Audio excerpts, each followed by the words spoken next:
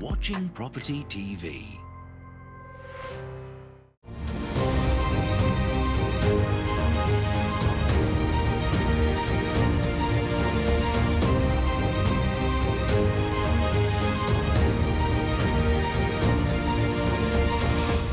Hello, welcome to Property Question Time. I'm Stephen Galpin, and this is the programme where you can have your property-related questions answered by our team of property experts. And joining me today is Hayley Andrews. Hayley, welcome. You're CEO of Freedom Empire, investor, developer and educator. Welcome. That's right. Thank you. Or Thank you for having me. Welcome back, really. Yes. Okay, Good to be back. And with you is John Howard, our world-famous property developer, investor, author, broadcaster, and owner of a series of estate agents, no less. Yes, you're too kind. Thank you very much for inviting me back, Steve. It's always a pleasure. Good. I hope the trip in today was good. Less than an hour on the train, I keep telling you. Right. You don't drive with your new car then? Not yet, I haven't got it yet. Oh, right. Okay, good. Okay, well, that's the introductions over, so we'll get straight on with the question. And John, we're going to start with you. With energy costs going through the roof, would the experts think that the government should implement some controls to match the annual price cap to cover multi-unit developments with communal heating? These are suffering the full market increases at the moment because it seems that they are outside of the cap. Yep. So what are we going to do? I mean, I just out of interest, I'm in that situation. I live in a multi-unit block, and I mean my hot water costs in this last month have actually almost trebled because there's no control. Yeah, it's a major problem for any government across the world. And I sat next to Bernard Jenkins actually, who's a backbencher now, but he at an event the other week, and he basically said that there's very little this government or any government can control this energy. It's a major international problem, and that's a major problem for any government. They can't control. So obviously it affects everybody, because if in manufacturing, whatever it is, if the energy to produce whatever you're producing, is going to double or treble, I mean it's a major problem for inflation, huge problem for every basically every country in the world. Less so in the summer, of course, and we're coming into warmer weather probably at some point, so that does help a little bit. But these big blocks, you're absolutely right. There's no cap on it, and you're considered a commercial client, and that is the problem.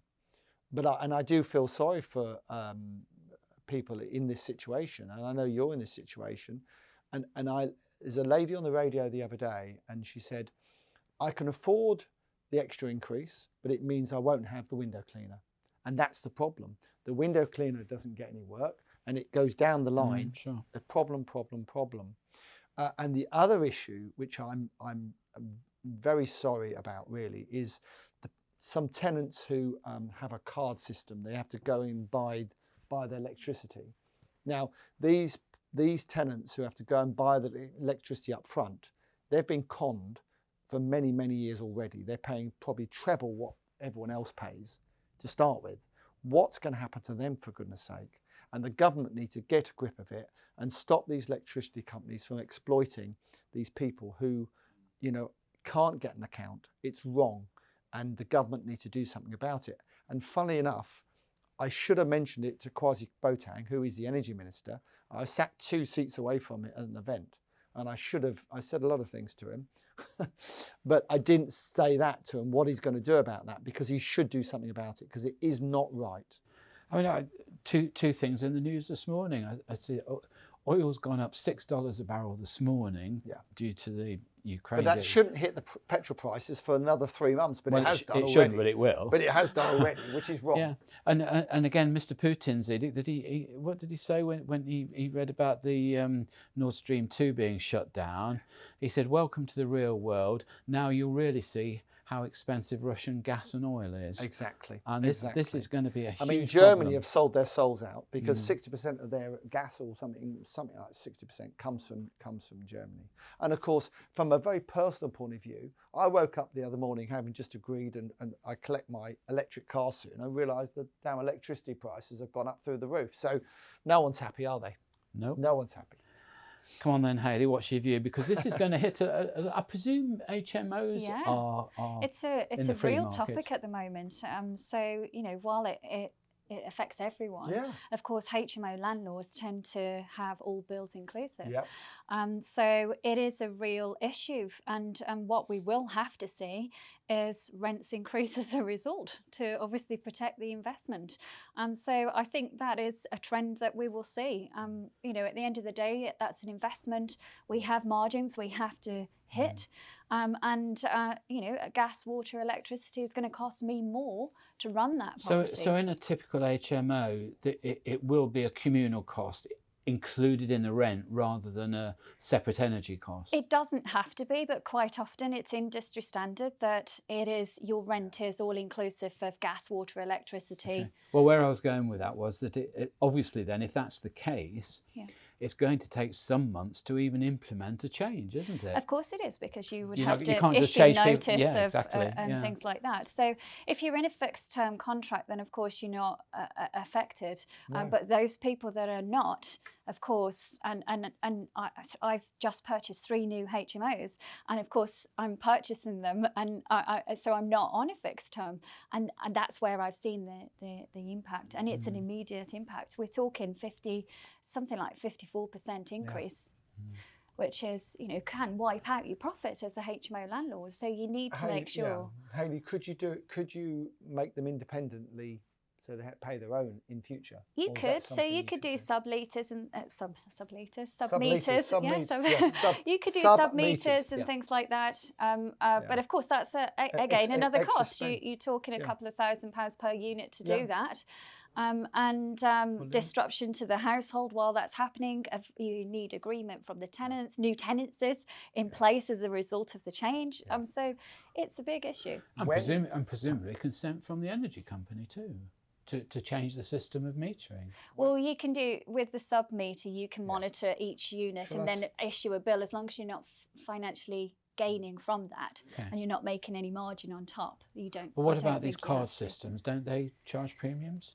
So the card systems, you need huge premiums. Huge they are very different. I have one buy-to-let property with the card systems. All the rest of them are on. What we used to do in the old days, when I used to manage bedsits many years ago, it was 5 pence in a meter for the electricity. 5 pence, Stephen. That's what people put in the meter, and I used to go and collect all the cash, you know, because it's fill up. Then it went to 50p. Then I gave up doing bedsits. But just how things have changed. It's amazing, isn't it? It is really. Put the money in the slot. How long do you think this problem's going to be with us? Is this a couple of years, do you think? It's not often we see prices go down there, is I it agree, really? I agree, so Hayley, I think entirely. It's like building materials. It's something now you're going to have to plan for and obviously and maybe stress test your revenue. Maybe we've had it too cheap for too long. You know, there is that as well. You know, maybe people have had it too cheap for too long, all of us, you know, and we have to realise that. Well, these John, costs. I don't think you're wrong, because there's a lot of shocks coming to us. I mean, perhaps you can remember the same as I can with the days when we had interest rates hitting 15%. Yeah, absolutely. Right? And what are we now? We're still only at less than 1%. 0.75 I think they'll go to 2% this year. Sure, I'm sure I think they there'll will. be 2 further. I think there'll be a number of But rises. it's still cheap money. It is. It's cheap. still, it's still dirt cheap. But of course, it's the psychological effect it has on the public, isn't it? Hayley, the whole of the buy-to-let market has been successful because of the interest rates are so low, so low. Yeah, it's a huge safety net, isn't it? Really? Massive. Again, though, with interest rate rises and things like that, as a professional, you should be stress testing that and stress testing the revenue, on interest rate rises. 5-6% and onwards. We have all of that in place. So. Okay, good. Thank you very much, Hayley. I'm hoping to enter the world of property investment. Congratulations. I see online many courses which seem to offer comprehensive guidance, some more expensive than others. Can the panel help me with a guide as to how I can judge the worth of any course before I choose to finally sign up? Yeah, so we've spoken about this many times before, haven't we? There's lots of competent training organisations out there, and there's lots that are not so competent, to put it politely. Put, yeah. Yes. Yeah, So I mean, really, to check the people out, check out the company, check out how long have they been trading for, who are the people behind the company, are they filing their accounts on time and all things like that. Is it a professional outlet? Yeah. Check out their portfolio as well. You can do that. I'd say check out their complaints procedure, their money back guarantee, their terms and conditions. Make sure that you understand that, and trial their free. Most training organisations will have a taster session. So go along, trial that session. Is that where I'm going wrong, Hayley? Yeah, No taster session. You have to give a little to then. No taster sessions. I think the one thing you hit on there, which I'm passionate about, is what have these people done? Yeah. Are they in the market? Are they buying? Are they Actively developing? buying. Are they doing things? And by the way, the other thing is, do they want your money to invest in their deal? Because half of them seem to want people's money off the people they're teaching to put into their own deal, which is absolutely barking mad, isn't it? Yeah. Well, they're using them as an investor bank, aren't they? Well, crazy. exactly. Crazy. And while I don't think there's a right or wrong way. We don't do that. No, So we if don't we're either. teaching you how to invest in property, you are the investor. Yeah. Otherwise, what's the point? You might as well just loan the money to me. I'll make some money and give you a return. Yeah. Well, I think we already agreed to do that with you on a different programme, well, you didn't can we? do that. Still waiting for his check on it. I think what's become quite popular now, and I don't think it's a bad idea, but I personally don't do it, is a learn and earn type of attitude. So you have somebody that wants to come into the property industry that will perhaps invest in someone else's project, but follow that project throughout its entirety. Hayley, I can't agree with that. I've seen some successful companies do that. We don't do that. No, So we teach you how to invest, and then the capital you have available goes to building your own portfolio instead of someone else's. I think that's far more sensible, Hayley. I just cannot get. I haven't been involved that long in this education business, as you know, but I could not get over the fact that there's people teaching other people who have done like one deal, two deals, or that they want their money to invest in their own stuff. If they're that successful property developer investor, they shouldn't need the. But Hayley, as you said, we've talked about this many times before in different programmes, but I do think there's a little bit of self-examination needed also to go hand in hand with this. Absolutely. It's relatively easy these days to Google people, to check them out, to look at the trust pilots and all this sort of thing. Look at the accounts, like you said. Yeah. But also have a look at yourself. Are you somebody capable of making sometimes very hard business decisions? Are you of that temperament? Because a lot of people aren't. No, I agree. It's not for everyone. It's not for everyone, and I think. I think some people are unrealistic of expectations, not only of themselves but what they're looking to achieve as well. So you've got to look at, if it sounds too good to be true, it probably is.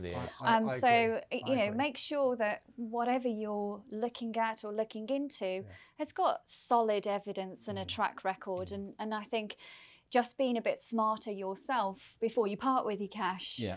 And training doesn't have to be expensive. You can get into gone are the days. I think I paid something like £60,000 in total. What? To get educated. That's why she's so clever. That's why you're so good at not it. just on one course, on different training. Well, on that bombshell, we're going to have to take a break. That's So, okay, that's all we've got time for in this half of the show. So join us again after the break and we'll ask John and Hayley some more of your questions. You are watching Property TV. You are watching Property TV. Hello and welcome back to part 2 of Property Question Time. I'm Stephen Galpin and I'm joined by Hayley Andrews and John Howard. Welcome back, guys. Thank you. So, Hayley, your second question. Could the panel please explain the practice of requesting selective licensing by local authorities with regards to HMO permissions? Okay, so the thing to remember with licensing is there's different types of licensing and it will apply in different scenarios. So selective licensing is all private rented accommodation, so that in selective areas. Additional licensing applies to those properties that fall outside of mandatory licensing, and mandatory licensing. I think you've lost me already. So Mandatory glad it wasn't my licensing. question. Mandatory licensing, HMO mandatory licensing, of course, is 5 or more unrelated tenants that are sharing basic facilities. Unless it's a ground floor flat. Am I right?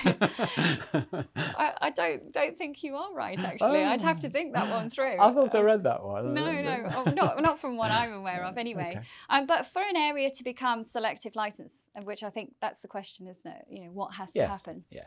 And so there's criteria that, of course, the area has to meet. And so it's normally areas where you've got high antisocial behaviour, high crime, you've got deprivation, so high deprivation, and all things like that. So it's normally areas that are deprived, basically. The private sector is causing an issue to that area as well, so the quality of accommodation may be substandard. It's also in areas where the housing stock is quite low as well, so all of these things have a knock-on effect. And of course the local authority can go to or would have to go to the Secretary of State, and they would have to qualify in order to say, I think that only applies if it's more than 20% of the geographical area though, or if it affects 20% of the private housing stock. So it would go to the Secretary of State. There will be a consultation period. I believe that's 10 weeks. And then the local authority has a duty or a responsibility, a reasonable responsibility, to inform everybody that it may be affected, such as the tenants, the management companies, the lettings agencies and the landlords. With the HMO, obviously, you know, it may actually come under additional licence, and depending on the size of the property or the number of tenants you've got in there, or it would come under mandatory licensing. Okay. But they are different. So just to knock that into shape in terms of relevance to somebody who's looking at perhaps investing in HMO, it's just not going to be that simple, is it, if you get in a questionable area, let's say? So the thing to do is always go to you know, the local authority, speak to planning and speak to environmental health. Environmental health will tell you about licensing, and planning will tell you whether you need to, you know, a change of use to operate the property in the manner that you're intending. So don't guess, ask. Of course, selective licensing only applies in selective licensing areas. So my portfolio in Liverpool comes under selective licensing. That's the only part of my portfolio that actually falls under selective licensing. But of course, I own a large HMO portfolio and I have many mandatory license. So mandatory licensing applies regardless of what area it is, and whether there's selective licensing in place or not. If you go to 5 or more tenants, then a mandatory licence is required. Okay, well, I'll keep somebody thinking, won't it? Have you got all that, John? I will refer to Hayley if ever I'm in that situation. Me too. Very impressive. Very impressive. Thank you for that, Hayley. John, I understand that when buying previously industrial land for residential redevelopment, contamination may be an issue. I understand that general area reports and searches should identify any such issue, but if it doesn't, how much of a problem would this be retrospectively? Major problem. Major problem. When you're buying brownfield sites, as we call them, which are sites that have been used before for another use, and by the way, on brownfield sites, the government have made it easier to get planning on these buildings, or on the building that was there, knocked down, and you're allowed to build up to extra 2 stories up and so on. There's a number of things you must always check before you purchase and have tests done, and that's ground conditions, soil tests to see how bad the contamination is, what it's going to cost to put it right. If there's a building on there, you want to, you're going to knock down, you want an asbestos report to see how much it'll cost to get rid of asbestos first. You want to make sure you've got a quote on the demolition. Archaeological dig can be a big problem these days. If it's in an area, historical area of a town, they might consider a historical dig might be required. That can hold you up 6 to 9 months and cost.